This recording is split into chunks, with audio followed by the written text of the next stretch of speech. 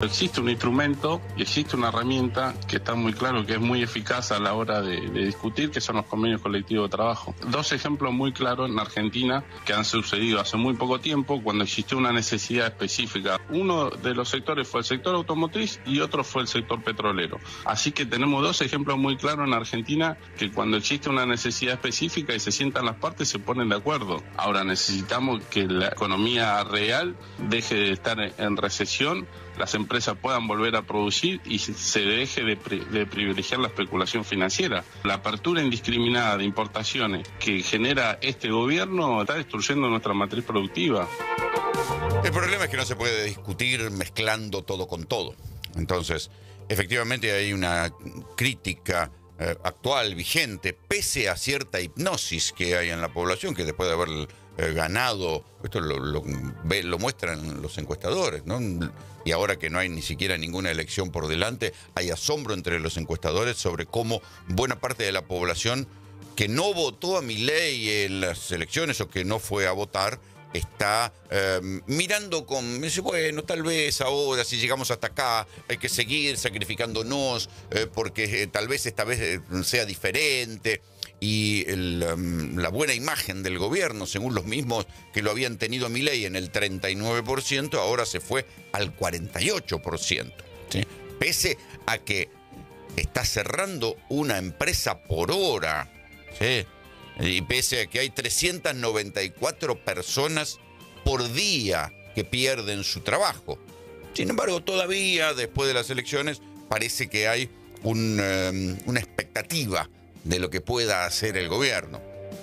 Buena parte de los que vienen analizando las cosas más o menos seriamente, desde los institutos de estudios, desde las universidades, desde los lugares, los tipos que ven el tablero con números y con cosas, dicen, muchachos, esto no va bien, esto no va bien. Sin embargo, hay como una hipnosis colectiva en la población que dice que sí.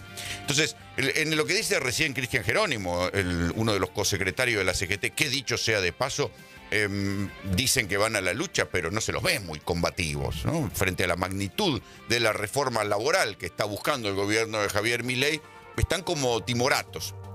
Cristian Jerónimo dice, y por eso digo, no hay que mezclar las cosas, no, nosotros, la CGT, queremos la actualización de los convenios. Muchachos, durante todos los 12 años, y si sumamos los de Dual, de los 14 años de gobierno, de ciclo peronista, los sindicatos se negaron a cambiar los convenios.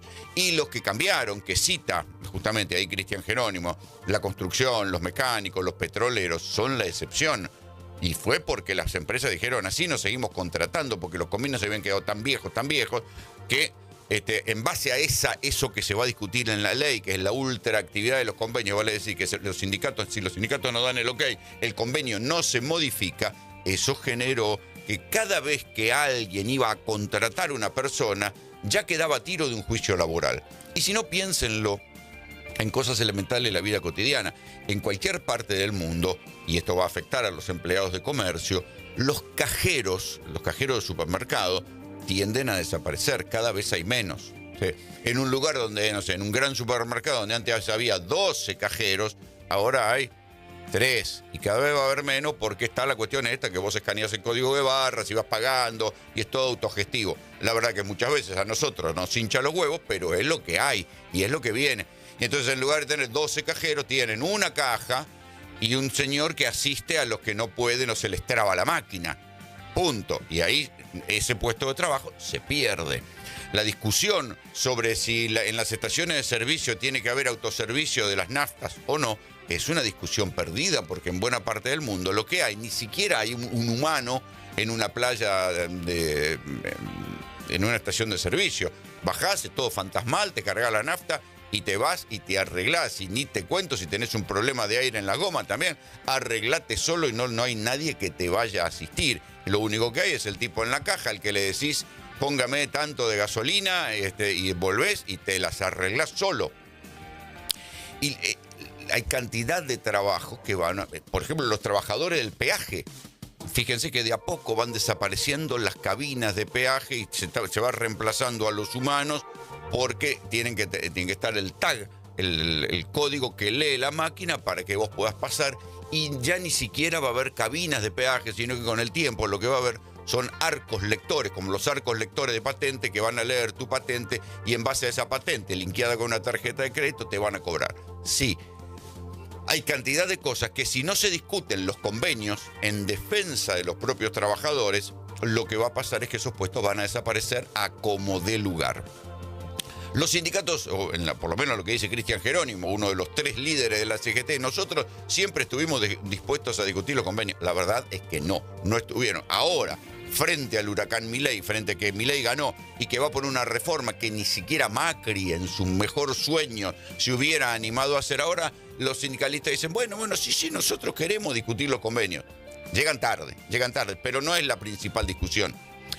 Lo que hay que entender es que la reforma laboral va a afectar tanto la vida de la gente que a mí me provoca, como les diría, un poco de estupor la indiferencia que hay, ¿sí? Porque la semana pasada, en una entrevista, Federico Sturzenegger, que es como el fundamentalista de la reforma laboral, el tipo que asustó, y hay que asustar a Gerardo Martínez, un viejo lobo de mar, un hombre que participa de reuniones de la OIT, el secretario general de la UOCRA en la Argentina. Hay que asustarlo de las cosas que dijo Sturzenegger sobre la reforma laboral como para que Gerardo Martínez se levante del Consejo de Mayo, un tipo que es ha dialogado con todos los gobiernos. Bueno, Gerardo Martínez dijo, no, esto no se puede, ni siquiera podemos firmarlo, ni sugerirlo, ni nada. Federico Sturzenegger dio una de las claves de cómo esto le va a cambiar la vida a los que tienen trabajo y a los que no tienen trabajo y a los que vayan a tener trabajo, vale decir, salvo los niños, a todos, porque también se va a extender a lo que pasa con los jubilados. Enseguida voy a ir con ese tema. Pero, ¿qué dijo Sturzenegger? Dijo, miren, la nueva ley laboral va a ser retroactiva. O sea, si alguien está contratado bajo la ley vieja, ¿sí? O sea, tiene un trabajo en blanco, cuando se sancione la nueva ley, cuando se sancione, ¿qué quiere decir? Que se discuta en comisiones en Senado, que se apruebe en Senado, que se discuta en comisiones en diputados, que se apruebe en diputados y que la reglamente el gobierno. O sea, hay un proceso que llevará, ¿cuánto? 3 meses, marzo. Si todas las fuerzas del gobierno se mantienen unidas y si el gobierno logra hacer pasar la mayor parte de lo que prevé la ley, en marzo del año que viene, los que están contratados por ley vieja van a pasar a estar contratados por ley nueva. Y entonces, por ejemplo, sus indemnizaciones van a caer drásticamente. ¿Por qué? Porque el articulado de la ley, por lo menos en la intención del gobierno, dice, si alguien gana, no sé, 500 pesos de sueldo completo, pero tiene comisiones, plus por presentismo, horas extras y qué sé yo, todo eso no se computa para la indemnización y se computa sobre el básico, con lo cual le van a pegar un saque a las indemnizaciones de entre el 30 y el 50% a la base de cálculo. Y a partir de ahí se calculará con una fórmula fija de 1 año por antigüedad, más, si vas a un juicio, te aplicarán la indexación del año más un 3%. Esa va a ser el cálculo de las indemnizaciones que además se podrán pagar en cuotas. Entonces, lo que va a haber es una inmensa facilidad para que las empresas que hoy por hoy sacan cuentas y dicen, che, entre despedir, me conviene ir a importar de China. Bueno, ok, está bien, voy a importar de China. Pero los empleados que tengo hace 25 años y me cuesta mucho despedirlos, no por una cuestión afectiva, sino porque me salen caros. Bueno, ahora les van a salir la mitad. No somos afines a la ideología libertaria, tendremos nuestras diferencias cada 2 años cuando son elecciones, ganarán, ganaremos, perderán, perderemos, pero en el medio nosotros representamos los intereses de los laburantes y ahí nos tienen que convocar, no nos convocar. Hay una mirada de ignorancia sobre el mundo del trabajo en funcionamiento de cómo es, todos los perfiles del ministro de Regulación van en defensa del consumidor y no del productor. Y hay que decir que la ley de reforma laboral mezcla, porque le encanta al gobierno hacer estas leyes ómnibus que mezclan cosas y en el medio mete cosas de contrabando.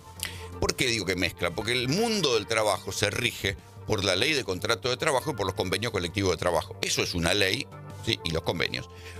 Pero también la reforma laboral va a modificar drásticamente otra ley, que es la ley de asociaciones sindicales. O sea, la ley que rige cómo funcionan los sindicatos, cómo se elige, cómo se hacen las asambleas. Esa ley también está siendo modificada por la ley de reforma laboral. Y aprovechan ahí en el revoleo para meter una serie de rebajas a los aportes patronales. Eso, si quieren, puede ser parte de la ley de contrato de trabajo, pero quitan impuestos, por ejemplo, al lujo. O sea, hay cosas tan absurdas. Cuando se empezó a descifrar el articulado de la ley, se vio que le quitaban impuestos a las monedas de oro, le quitaban impuestos a los yates, le siguen quitando impuestos a los ricos, y todo indica que van a seguir aumentándole los impuestos a los trabajadores. Cosas raras, pero que las metieron ahí en el articulado. Por eso es que algunos diputados dicen, no, un momentito, la Constitución dice que si las leyes donde se discutan impuestos tienen que arrancar por la Cámara de Diputados, porque los representantes de las provincias, los senadores, las provincias no pagan impuestos, cobran impuestos. Entonces tiene que ser los representantes del pueblo, los diputados, los que vayan, lo que tengan que opinar sobre la generación de nuevos impuestos. En verdad acá no es generación de nuevos impuestos, sino que el Estado, necesitado de guita, como este el de Milei, por eso no se entiende, es una cuestión ideológica, le va a quitar más impuestos a los empresarios, a los más ricos, siempre con la teoría que si a los ricos se les cobran menos impuestos, van a invertir en la Argentina o van a derramar riqueza, cuando en verdad lo que se sabe es que un país inestable como la Argentina, si alguien tiene unos mangos, compra dólares, y si tiene una arquitectura financiera, fuga la guita para afuera. Lo que estamos haciendo nosotros acá, esta ley busca que los que están en la informalidad total, las empresas los puedan blanquear. Hay un sistema claro y concreto que en un año se tienen que inscribir y tienen 4 años para poder lograr pasar a la formalidad. Y eso es muy importante. Bueno, esta es una de los argumentos que utiliza el gobierno, en este caso en la voz de Patricia Bullrich, para avanzar y vender maravillas de la ley laboral. ¿Qué se va a considerar un trabajador informal? El monotributo. Informal, mejor dicho, el monotributo. Entonces, atención, porque lo que está, uno de los espíritus de las leyes es que uno pueda considerar trabajador blanqueado a monotributistas. ¿Sí? Con lo cual no va a cambiar mucho. El monotributista va a seguir siendo monotributista y el trabajador puede decir que lo tiene en blanco. Esto bajaría la cantidad de juicios. Por eso hay que ver bien el detalle. Pero fíjense lo que pasa, por ejemplo, con los trabajadores de las plataformas, que van a tener que ser, o sea, la situación de ellos no cambia, porque ahora sí van a tener que ser obligatoriamente monotributistas. Con lo cual, para una persona que de vez en cuando hace Rappi o hace Uber, ahora va a tener que presentar, que en algunas aplicaciones no le exigen monotributo, en otras se lo van a empezar a exigir en todas. Con lo cual va a tener que sacar plata del bolsillo para poder laburar. ¿Sí? Así vienen las cosas. Yo le decía recién que el proyecto de ley mezcla 2 grandes universos, o 3 grandes universos. El universo impositivo, con la rebaja de impuestos para los empresarios y los ricos. El universo de la ley de contrato de trabajo, con el cambio de las condiciones de los trabajadores rasos. Y después el capítulo de la ley de asociaciones sindicales. Y ahí sí es que, no, por eso dice Solá, no nos invitaron a dialogar. Y no los invitan a dialogar, porque el corazón del proyecto es ir contra los sindicatos. ¿Por qué el gobierno quiere ir contra los sindicatos? Porque en su mirada ideológica, los sindicatos son el mal, son gente que obstruye la iniciativa empresarial. Y la verdad es que el costo laboral en la Argentina, incluido, o sea, con una Argentina con sindicatos que alguna vez fueron fuertes, no difiere de lo que hay en Uruguay, lo que hay en Brasil o lo que hay en Chile. Es un 60%. Se calcula un 60%, ¿sí? Es el costo impositivo laboral que tiene una empresa. En otros países, y ahí sí es donde quiere ir el gobierno, como Paraguay, hay mucho menos, pero muchísimo menos sindicatos, y también hay mucho menos costo laboral, pero también hay más informalidad, con lo cual fracasa el argumento.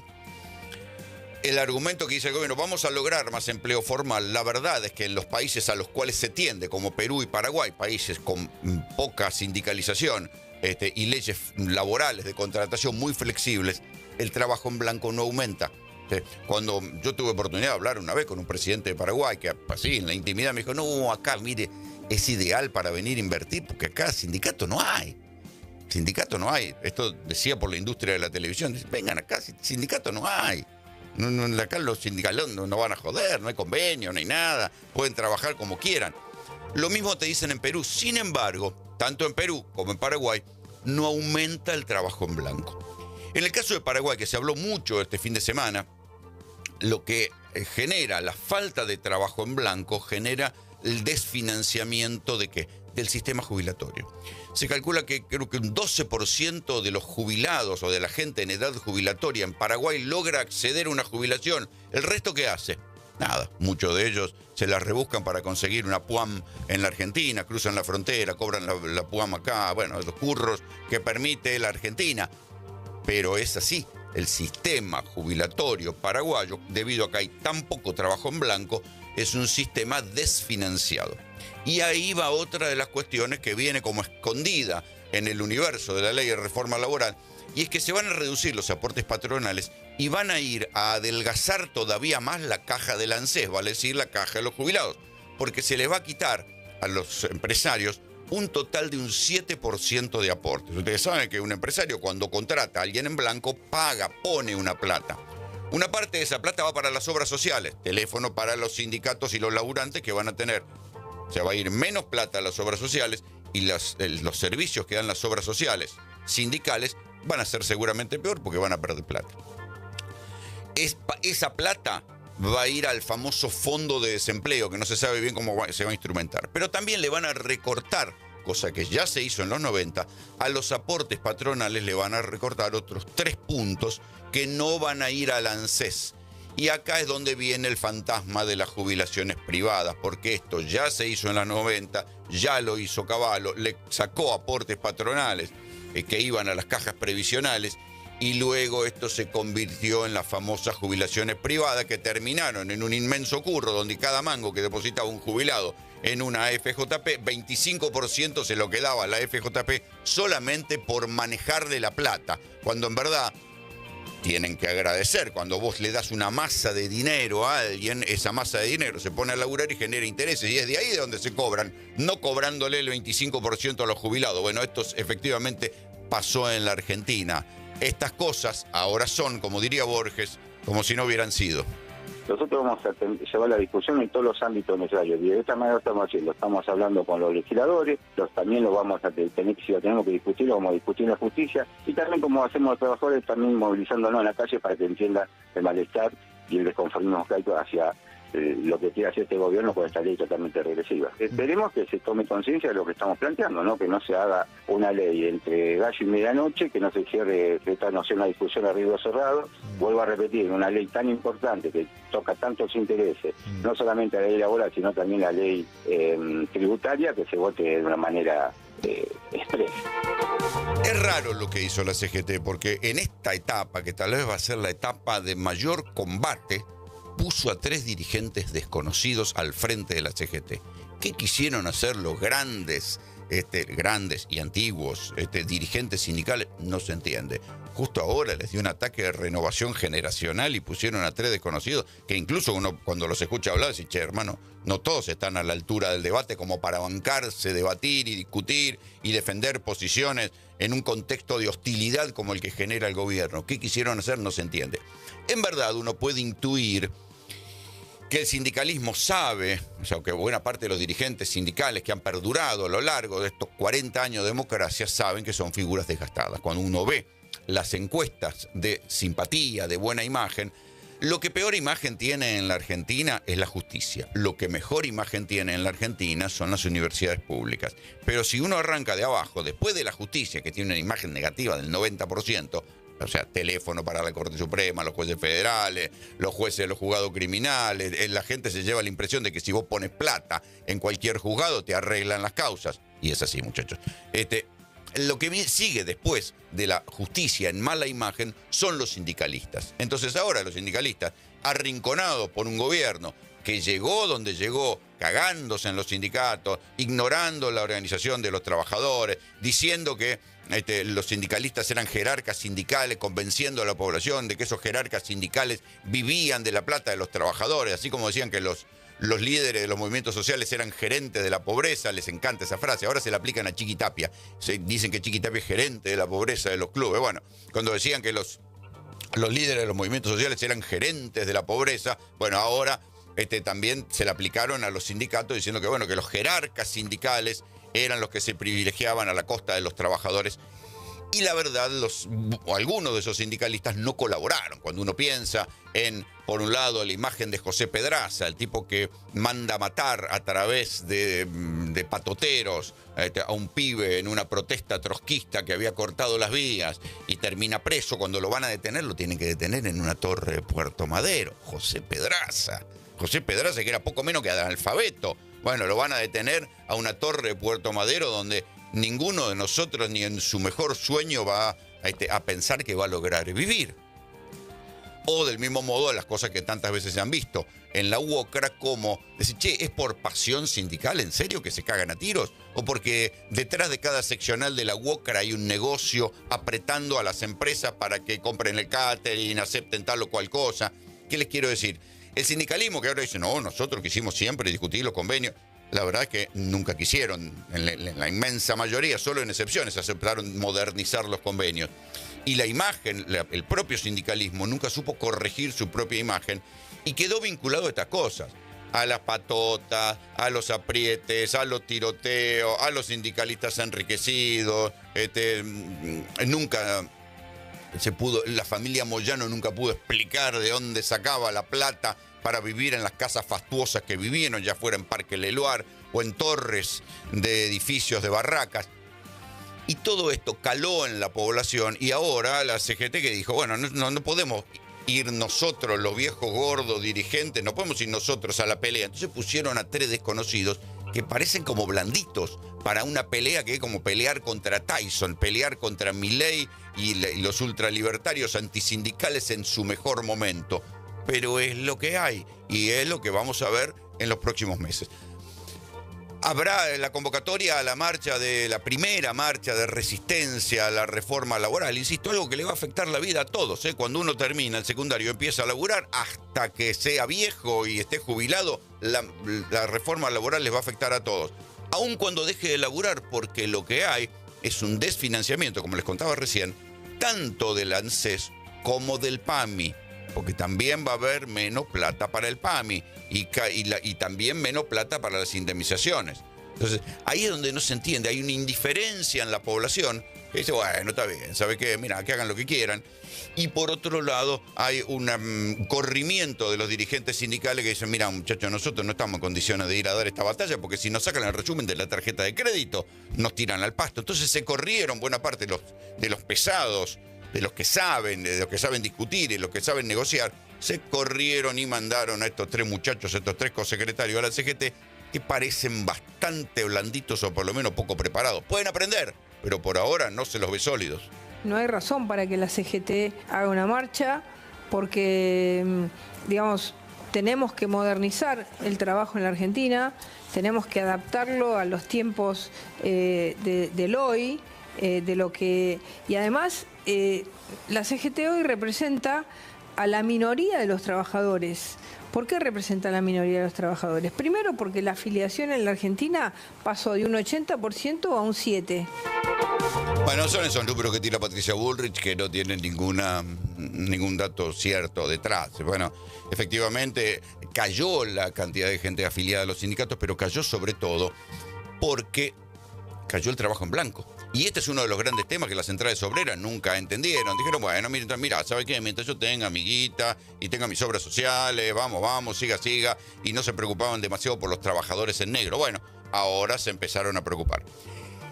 Es difícil pensar que haya caído al 7% la afiliación a los sindicatos porque el aporte sindical te lo descuentan por ley, cosa que también quiere modificar la ley, que ya en el recibo de sueldo no te descuenten el aporte sindical. En fin, estos son los argumentos de Bullrich. Y la cuestión de fondo, que es lo que argumenta la oposición, dicen, a ver, cada vez que hubo flexibilización laboral, no sirvió para generar laburo, ni sirvió para que haya más gente en blanco, sirvió para que haya mayor facilidad para despedir. Por eso es que hay tanta preocupación. O sea, en un contexto donde ya con la ley vieja están despidiendo gente, como les contaba recién, 394 personas por día pierden su laburo en blanco en la foto de hoy de la Argentina, si además reducir la indemnización a la mitad, las empresas que estaban esperando ver si, bueno, conservo los laburantes porque me sale muy caro dejar de producir. Bueno, es un estímulo a dejar de producir, es un estímulo al industricidio, es un estímulo a que las actividades que generan mucha mano de obra digan, ¿sabe qué? Yo ahora despido y me quedo tranquilito a ver si en algún momento el viento sopla para el otro lado. Se les cae el fundamento principal. Vos no podés explicar que fraccionando las vacaciones va a generar más puestos de trabajo, que eliminando multas y sanciones va a generar más puestos de trabajo, que poniendo el falso banco de horas, digo falso porque el banco de horas ya está regulado bien la ley, ya es posible. Lo que no es posible es que vos lo negocies con tu empleador directamente, porque vos sos un sujeto débil frente a tu empleador, sos el sujeto que necesita de una organización sindical. Esa Vanessa Silei es diputada de Unión por la Patria, además es sindicalista de uno de los sindicatos judiciales y está diciendo la preocupación de la vida cotidiana. O sea, ¿en qué va a quedar la cuestión del banco de horas? Sturzenegger y los artículos dicen, bueno, que es voluntario, ¿sí? Que va un acuerdo entre el trabajador y el empleador, se va a decidir si las horas extras te las pagan o no te las pagan, si te cambian la jornada laboral o no te cambian. El argumento que da Bullrich, ya lo escuchamos la semana pasada, dice, los jóvenes les encanta esto del banco de horas porque trabajan más horas en la semana y se toman el viernes. La verdad es que eso es una teoría para algunos trabajos, porque en la práctica lo que se ve hoy por hoy es que mucha gente que conserva un laburo en blanco de 8 horas, lo que hace después se consigue una changa o hace una aplicación, o tiene la vida misma, tiene que ir a buscar a los pibes al colegio, tiene que hacer otras cosas. Entonces, si esa persona tiene que quedar, labura 8, pero tiene que quedar 12 horas a disponibilidad de que ese día falte alguien y el patrón le diga te quedás, esto pasa en los trabajos, pero siempre queda a criterio, o sea, a criterio y a presión del empleador, pero muchas veces los trabajadores dicen no. ¿Cuántas veces hemos discutido que la manera en que se cobra ganancias en la Argentina a los trabajadores hace que muchos trabajadores no quieran hacer horas extras porque suben de categoría y terminan ganando menos de lo que hubieran ganado y encima laburaron más? Bueno, ese tironeo sobre si el trabajador se queda o no se queda ahora es de una manera, pero la ley queda ahí un margen de duda sobre si esto sería obligatorio o si sería pasible de sanciones, porque esta es la cuestión. Si el trabajador, el empleador te dice, mira, hoy faltó tal, necesito que te quedes 4 horas más. Y vos decís, no, mira, no puedo, me tengo que ir, tengo una consulta con el médico, lo que sea. Te dice, no, es obligatorio porque yo te digo que te tenés que quedar. Eso te convierte en pasible de sanciones, de un apercibimiento. Recuerden siempre que a los 3 apercibimientos es un despido con causa. Estas son las cosas que van a generar tensión y que más vale que queden en claras cuando se sancione la ley. Cambió el mundo tanto que necesitamos modernizarnos. Y voy a hablar de la energía. ¿Y por qué necesitamos modernizarnos? Porque para lograr los números que estuvimos hablando, YPF y todas las compañías tenemos que tener productividad.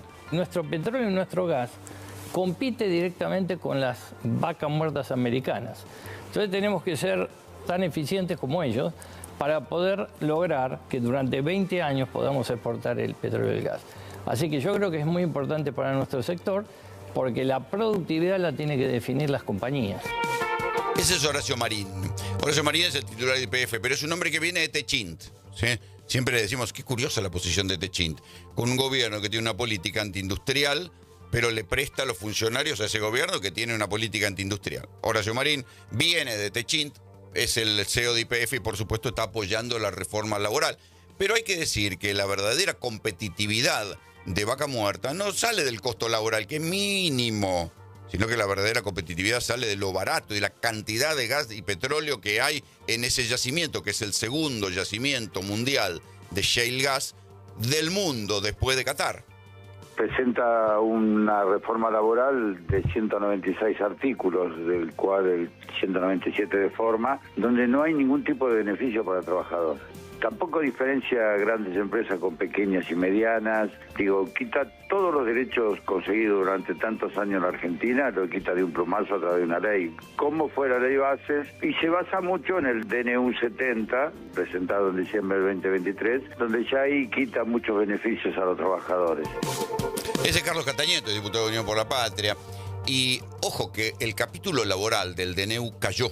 ¿Sí? Porque la justicia dijo, no, muchachos, esto es una reforma tan profunda que no puede ser por DNU, tiene que sacar una ley. Y ahora eso es lo que está buscando el gobierno. El espíritu de aquel DNU que la justicia laboral hizo caer, pues dijo, no, esto es inconstitucional, tiene que ser hecho por ley, ahora lo están buscando por ley. Entre paréntesis, otra de las cosas que dice la ley de reforma laboral es que se le baja el pago de ganancias a las empresas. Y acá hay otra contradicción, ¿cómo?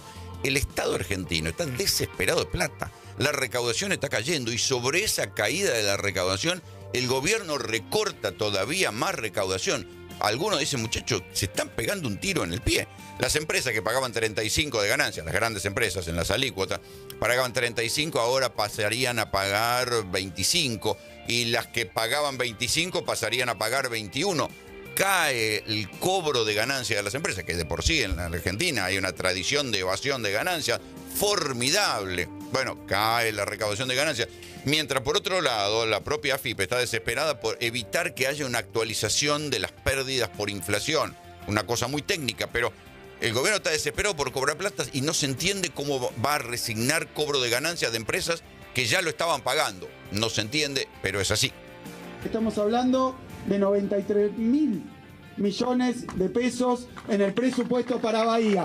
Le digo a los y las habitantes de Bahía, nunca en la historia Bahía puesta ahí en el presupuesto. Después, y no vengo porque no estamos en campaña electoral, votan a los que están en contra de este presupuesto, votan a los que están en contra de las obras de Bahía, y no les vengo a pedir el voto, les vengo a pedir que piensen en defensa propia. Nunca se hizo tanta obra en Bahía. Y este es el drama de Axel Kicillof, ¿no? Decir, bueno, su método de gestión y de marketing político es la obra pública, todo lo contrario del gobierno. Sin embargo, en Bahía Blanca ganaron los que no quieren obra pública. Fíjense lo que son las paradojas, o de esto, hay una parte de la población que está privilegiando su interés por la macroeconomía y porque no vuelva aquella inflación de los tiempos de Alberto, contra su realidad cotidiana inmediata.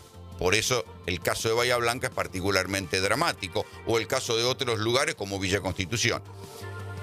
Privilegian la inflación en el núcleo duro del 2%, que no es poco, porque en cualquier otro país sería un papelón, pero el temor a la inflación que dejó Alberto hace que se aferren al 2% de inflación y votan en contra del gobierno que le propuso reparar Bahía después de que Milei la dejó sola 2 veces cuando hubo tormentas y tornados.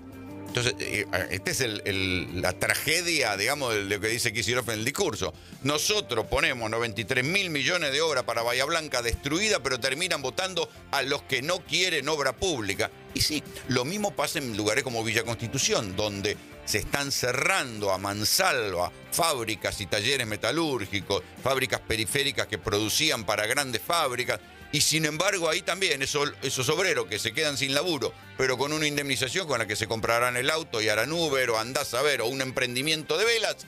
Y sin embargo, ahí también ganó Milei en esta ilusión de que bueno, que ahora son tiempos de cambio, vamos a cambiar todo y siempre va a ser para mejor. Muy buenas noches. Muy buenas noches, Chile.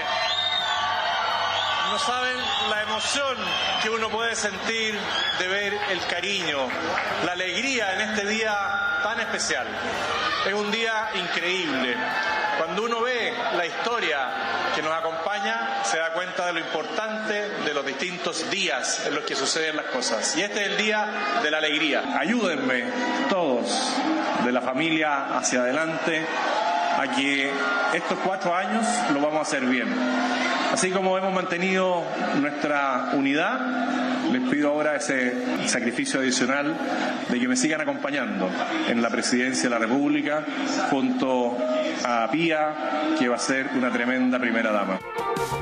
Y váyanse acostumbrando a la voz de este señor, porque es Jorge Antonio Kast, el nuevo presidente de Chile, el hombre que ganó por el 58% de los votos en el balotaje ayer.